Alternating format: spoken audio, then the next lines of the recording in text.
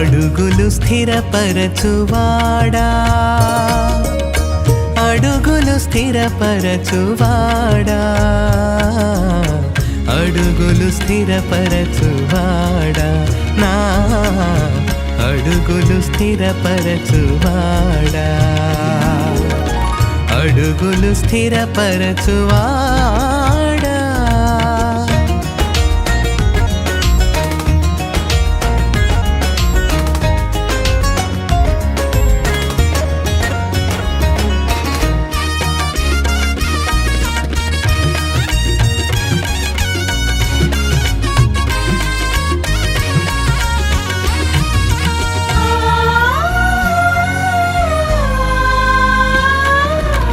స్థిరపరచుటకే నిర్మించువాడా, మాటను నెరవేర్చువాడా,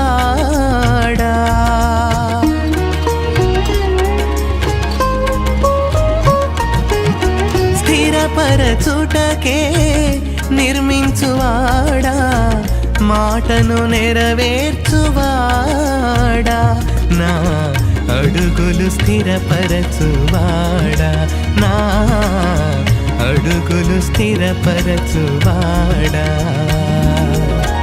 అడుగులు స్థిరపరచువాడా, అడుగులు స్థిరపరచువాడా, నా అడుగులు స్థిరపరచువాడా, నా అడుగులు స్థిరపరచువాడా, అడుగులు స్థిరపరచువాడా.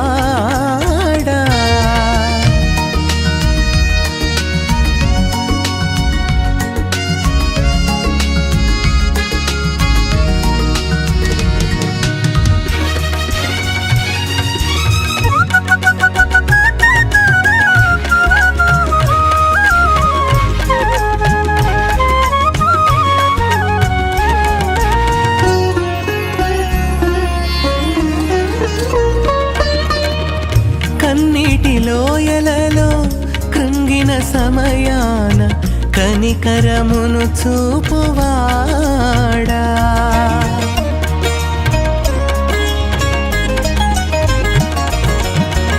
కన్నీటి లోయలలో కృంగిన సమయాన కనికరమును చూపువాడా, నా అడుగులు స్థిరపరచువాడా, నా అడుగులు స్థిరపరచువాడా,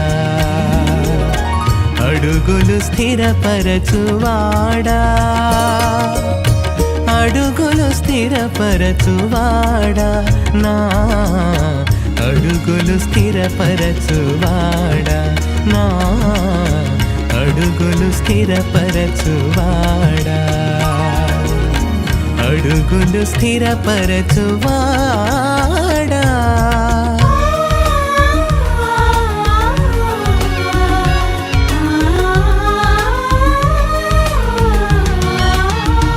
యెషయి అంతేనంటావు ప్రభువా అనుకుంటున్నాడేమో.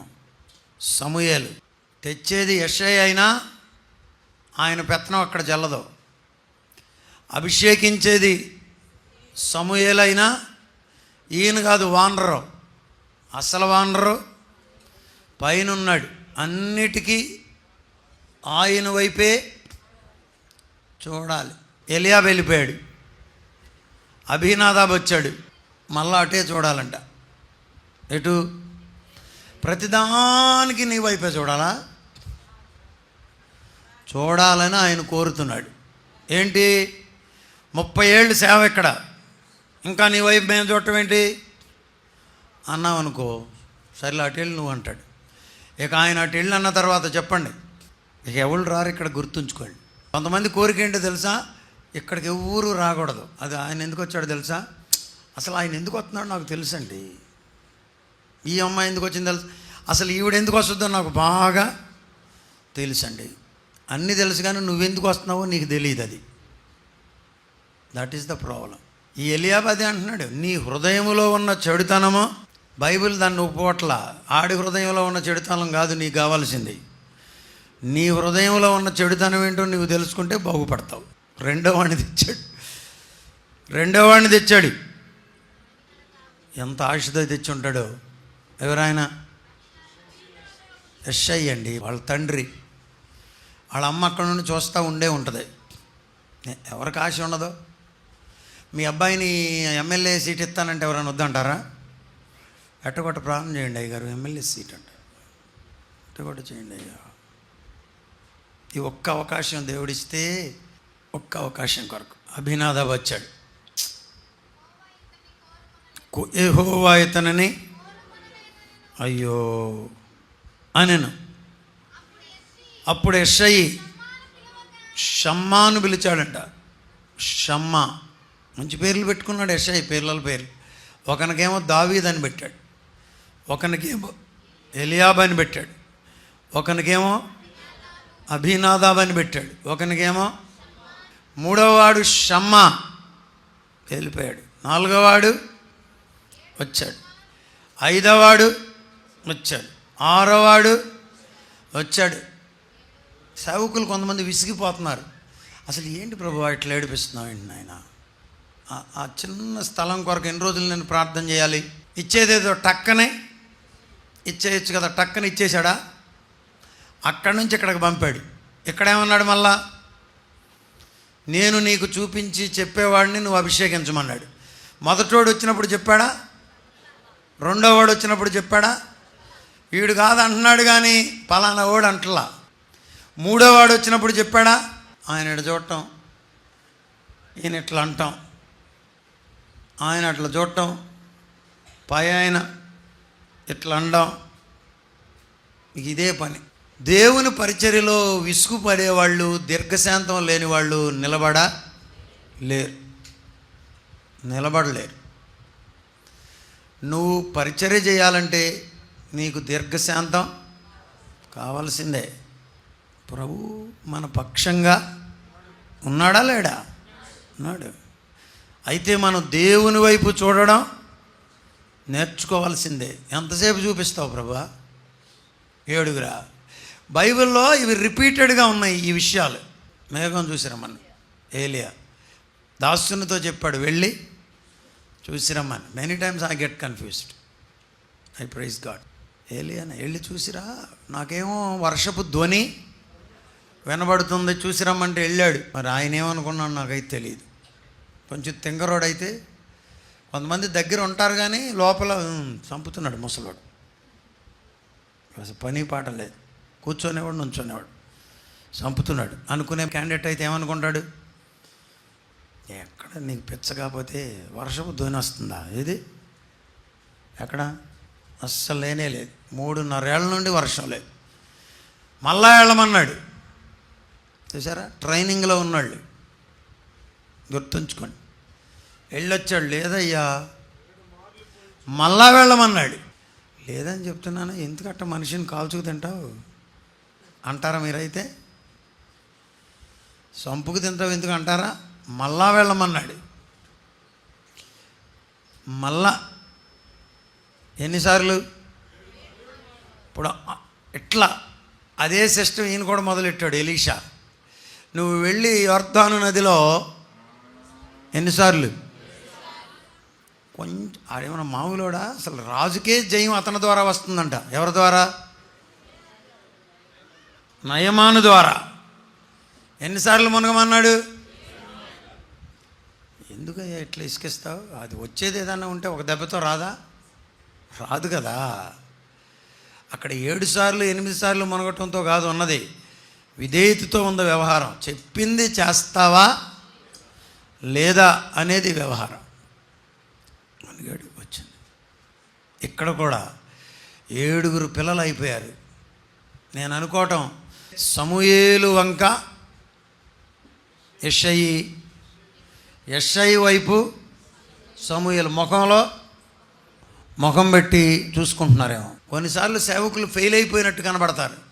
4 చినుకులు పడ్డాయి అనుకో, మే నెల 5వ తారీఖు 6వ తారీఖు 7వ తారీఖు చాడిచ్చి కొడుతుందనుకో, వర్షం దంచి కొడుతుందనుకో, మీరందరూ స్తోత్రం అల్లెలి అంటానే ఉంటారు. పరిశుద్ధరాజు ముఖం ఎట్టంతో చూస్తారు. ప్రార్థన భాషలు మాట్లాడుతూనే ఉంటారు. అయ్యగారు అసలు ఏమనుకుంటున్నాడని నా వైపు చూస్తారు. మనమేమీ కంగారు పడక్కర్లా. వర్షం వచ్చినా దేవుడే, వర్షం రాకపోయినా దేవుడు దేవుడే. ఒక వ్యక్తి కొరకు ప్రార్థన చేస్తున్నాం, చావు సిద్ధమైపోయాడు, వాడు బ్రతికినా దేవుడు దేవుడే, వాడు చనిపోయినా అక్కడికి వెళ్ళిపోయి ఓ పెద్ద కాంపిటీషన్లోకి దూరిపోయి ఆడు బతికితేనే దేవుడు లేకపోతే చచ్చిపోతే దేవుడు కాదని ఓహు అల్లల్లాడిపోమాకండి. ఆగండి ఆగండి ఆగండి, ఆయన దేవుడు, ఆయన దేవుడు. ఇలాంటి అవకాశాలు వీడికి 100 సార్లు ఇచ్చాడు, ఆడు పొందలా. నువ్వేందుకు ఇప్పుడు దేవునికి పెద్ద పోటీ పెట్టి ఆయన మీద పంతాలు ఎత్తున్నావు? కొంతమంది అంటారు, ఇదిగో ప్రభు ఇది జరిగితేనే నువ్వు దేవుడని నేను ఒప్పుకుంటా, లేకపోతే ఎక్కడికి వెళ్తా, నరకంకి వెళ్తావా? రాజుబాబు గారు చెప్పారులే, ఆడేవాడు పిరికోడంట బెదిరి నరకంలో పడతానంట, ఊరికి బెదిరి. మీలో కొంతమంది ఆయన మీద పోటీ పడి నరకం పడు, దేవునికి ఏమో నష్టమా ఏంటి నువ్వు పోటీ పడితే? దేవునితో ఎప్పుడు పోటీలు పడకండి. ప్రభువా ఇది జరిగినా జరగకపోయినా నువ్వు దేవుడు అని నాకు తెలుసు. పర్వతములు తొలగిపోయినా, తత్తరిల్లినా, అరే నదులు పొంగి, సముద్రములు పొంగినా, నురుగు కట్టినా, ఆ పొంగునకు పర్వతములు మునిగినా నువ్వు దేవుడివే. హల్లెలూయా, ఆమేన్. 7 అయిపోయారు అంటున్నాడు. ఇంకెవరన్నా కానీ ఇంకేమన్నా ఉన్నారా? ఇంకను కడసారి వాడు మనోడికి అప్పుడు గుర్తొచ్చి ఉంటాడు. ఎవరు? లేకపోతే ముందే పిలిపించేవాడుగా. లీస్ట్ పీపుల్ని ఎవరు లెక్కెట్టరు, ఆడదేముందలే ఏముందలే అనుకుంటారు. మీ కరుణాకర్ గారి స్టోరీ తెలుసా? అప్పటికే 3 ఆడపిల్లలు అయ్యారు కదా, పెద్దక్క, జ్యోతమ్మ, రెండో అక్క, 3 అయిపోయారు కదా, 3వ పాప. ఇక అందరూ ఎక్కడ తెచ్చి పోషిస్తా, సరిపెట్టుకో అంటున్నారంట. మీరు ఎన్ని అన్నా సరిపెట్టనన్నాడంట పిచ్చిరెడ్డి గారు. కొడుకు కావలసిందేనన్నాడంట. అందరు ఎక్కిరించారంట. పుట్టాడా లేదా?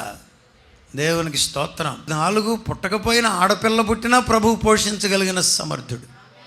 ఆమేన్, హల్లెలూయా. నిలబడాలా వద్దా? మీరు కటసారిపోండి అంటే ఎవరు గుర్తుంచుకుంటారు? చెట్ట చివరిగా ఉన్నావా, ఎక్కడో ఉన్నావా, నిన్నెవరు పట్టించుకోవట్లేదా? కానీ ప్రభువు నిన్ను చూస్తున్నాడు.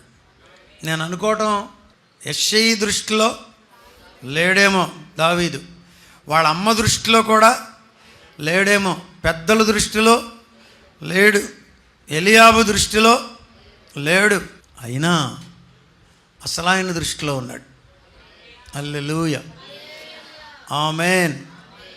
ఈరోజు మీకు చిన్న వర్తమానం ఏంటంటే మొత్తానికి తీసుకొచ్చారు. దావీదునంట తోడుకొని వచ్చాడంట. అందరినేమో పంపించాడు, తీసుకొచ్చాడని రాయబడింది. ఇతన్నైతే లోపలికి తోడుకుని వస్తున్నారా? కొంచెం వెళ్ళండి అమ్మా, ఆ అనుభవాల్లో ఉన్నాను. వేములవాడలో మన సహోదరి ఒక ఆమెకు భర్త చనిపోయారు. కొంచెం మీరు వెళ్ళారా? మీరు వెళ్ళకపోతే వాళ్ళు పెద్ద పెద్ద గాజులు, పూసలు, తాళ్ళు హింసిస్తారు వాళ్ళని. ఆ పేరు చెప్పను కానీ ఒక మతం ఉంది, ఆ మతంలో మనుషుడు చనిపోతే, భర్త చనిపోతే వాళ్ళని హింసిస్తారు. మీరేమో అది వద్దని ఇక్కడికి వచ్చారు, మళ్ళీ చివరికి వచ్చే వరకు ఆ గుట్టోకే దూరుతున్నారు. చీర చుట్టూ కట్టారంట, అంత దూరం అన్నారంట. మీరు ధైర్యం పొందాలి, ధైర్యాన్ని పొందాలి. దావీదు ఎత్తరని లేదు, ఎర్రని వాడని ఉంది కానీ అంతే తప్ప ఈ ఎత్తున ఉన్నాడని రాయబడిందా? నిశ్చయంగా పొట్టివాడైనా అనుకుంటున్నాను నేను, రాయబడలేదు కాబట్టి. కానీ చాలా ధైర్యవంతుడు. సౌలు అడుగుతున్నాడు, రాజు హలో ఏంటి ఆడిద మీదకి వెళ్తానంటున్నావు ఏంటి? అవునయ్యా వెడతాను. సింహం వచ్చినప్పుడు అవలేలగా దాన్ని చీల్చి అవకడ బారేశా. నా శక్తి కాదు, ఒక శక్తి నా మీదకి దిగి వస్తుంది. ఇక అప్పుడు అది దిగొచ్చినప్పుడు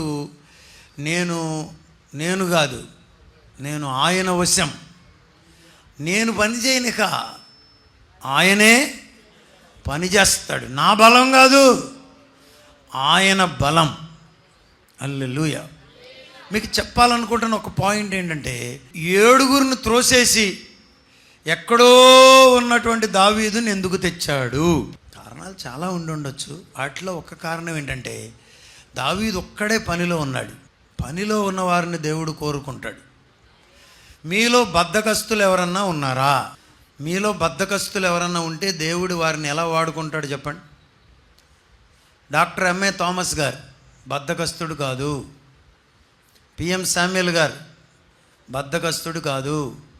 ఏసన్న గారు ఏమండి వర్తమానం అంతా అందించి 4:30 దాకా ఒక్కొక్కరి కొరకు ప్రార్థన చేసేవాడంట తెల్లవారుజామున.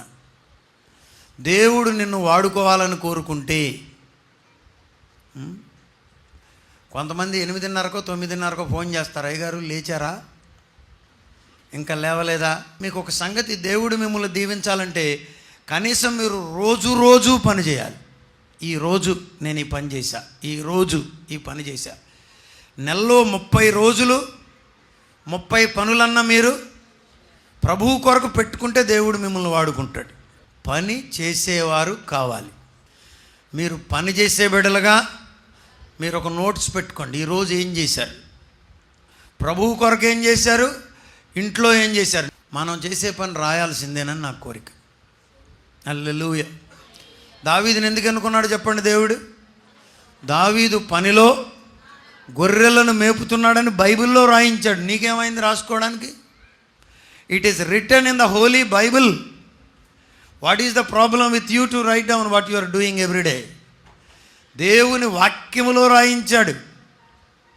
హల్లెలూయా. నెంబర్ 2, బోయజ్ వచ్చాడు. వస్తూనే దీవిస్తూ వచ్చాడు. ఎంతోమంది ఉన్నారు అక్కడ, కానీ ఎవరిని చూచాడు? ఈ చిన్నది ఎవరిది అని అడిగాడంట. రిపోర్ట్ వచ్చింది ఆమె పనిని గురించి. అక్కడ కుదిరింది వివాహం, అక్కడ ఇష్టపడ్డాడు. రిపోర్ట్ వచ్చేసింది ఎవరిని గురించి? వివాహాల్లో రిపోర్ట్ ఉండాలి మన దగ్గర.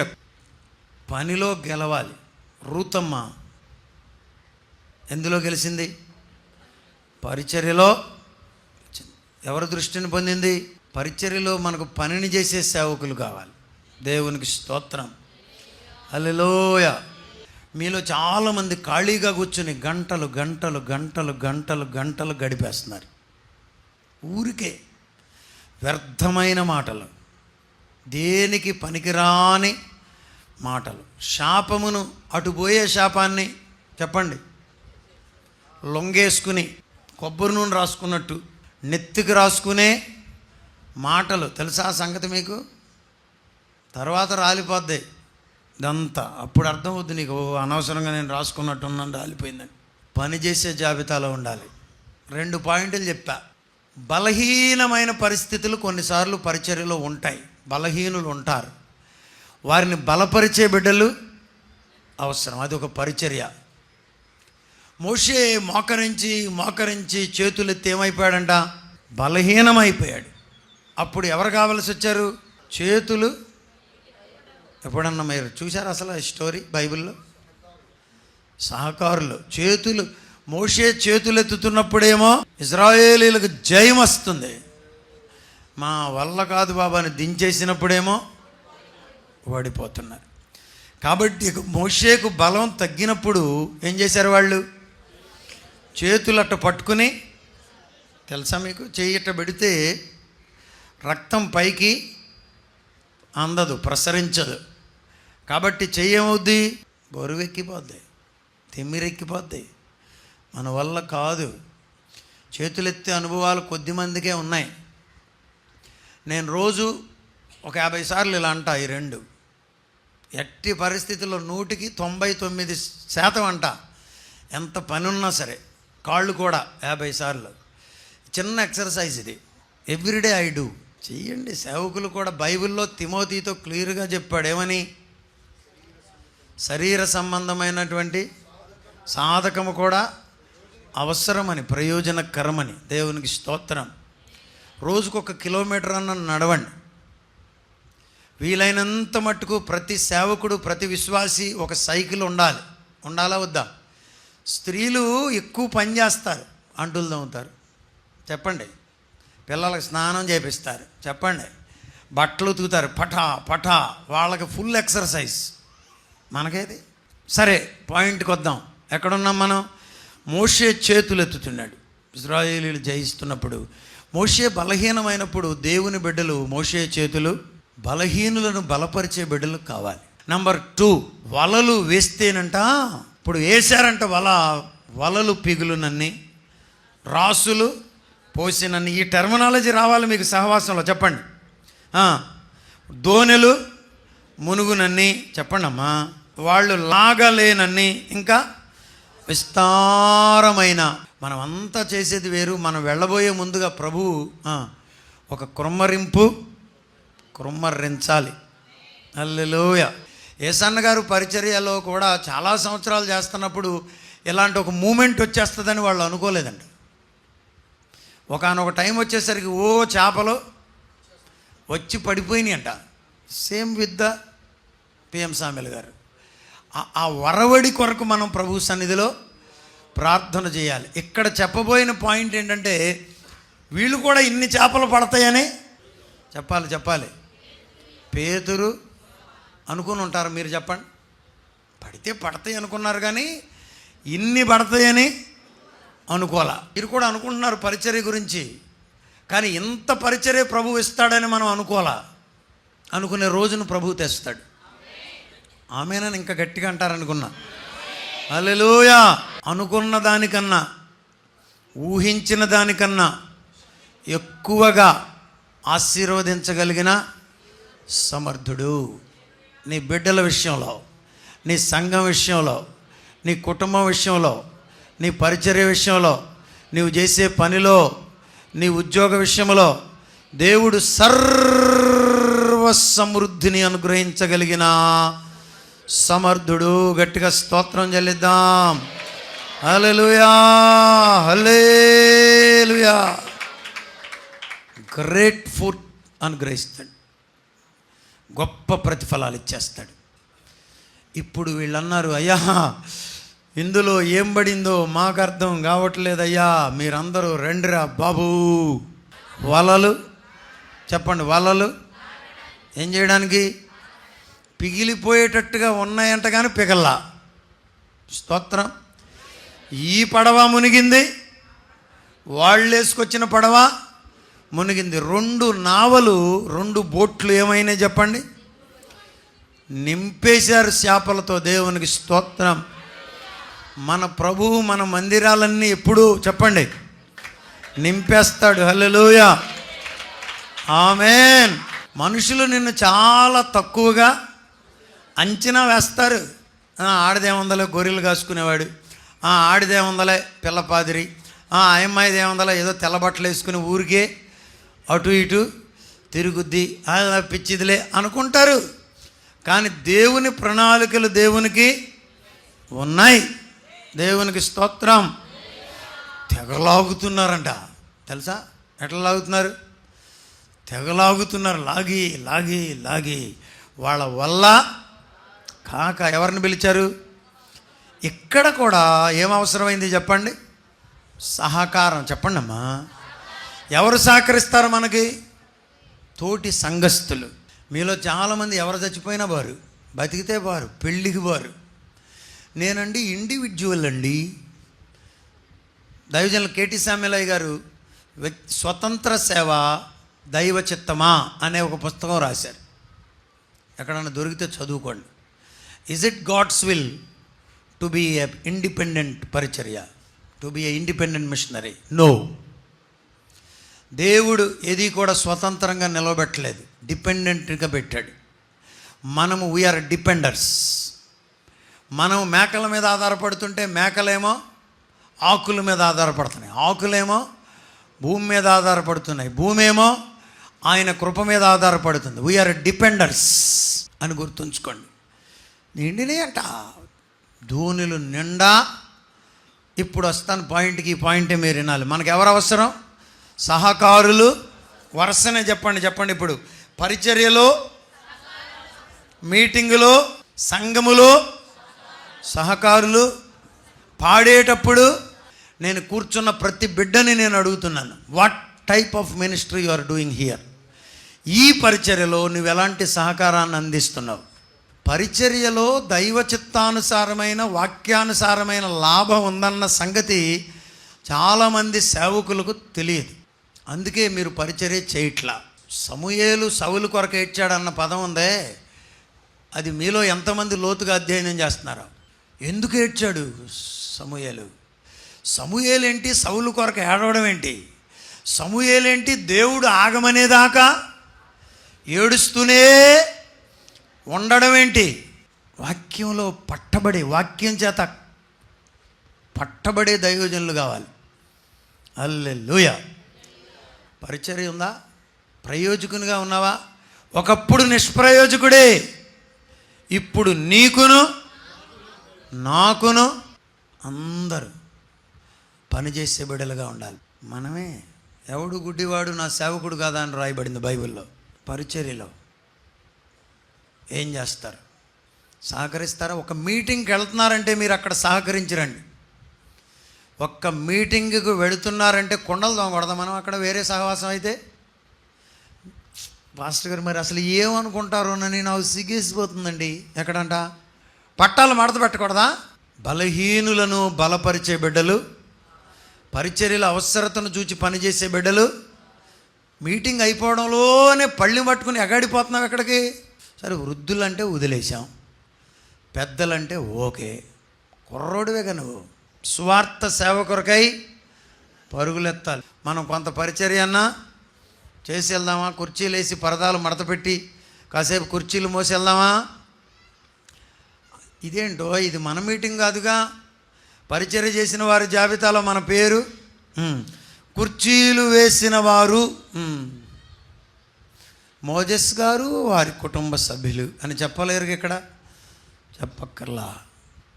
చెప్పక్కర్లా. మనకు తెలియకుండా ఎన్ని విత్తనాలు. ఈయన ఇదిగో పలానా యోబు గారి ద్వారా ప్రభువులోకి వచ్చాడని, నీ ద్వారా వచ్చాడని చెప్పడానికి ఏదైనా సమాధి కార్యక్రమం ఒకటన్నా ఉందా? మరేంటి పోజులు కొడుతున్నావు ఇక్కడికి వచ్చి?